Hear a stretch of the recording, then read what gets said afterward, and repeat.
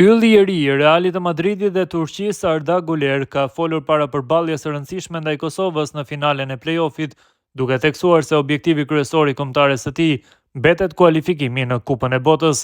Mesfushori turk e bëri të qartë se për ekipin e tij nuk ka asnjë alternativë tjetër përveç suksesit në këtë rrugtim. Objektivi ynë i vetëm dhe kryesor është që të kualifikohemi në Kupën e Botës. Ne shpresojmë t'i bëjmë tifozët tanë të lumtur, u shpreh Güler fillimisht.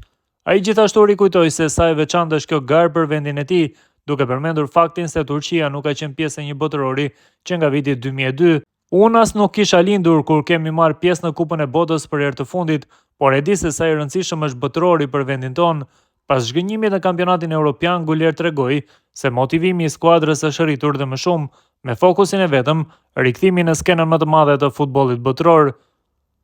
Pas ju eliminuam nga Europiani, motivi ynë ishte një dhe i vetëm, të kualifikohemi në Kupën e Botës, është ëndër e jona, deklaroi ylli i Realit të Madridit.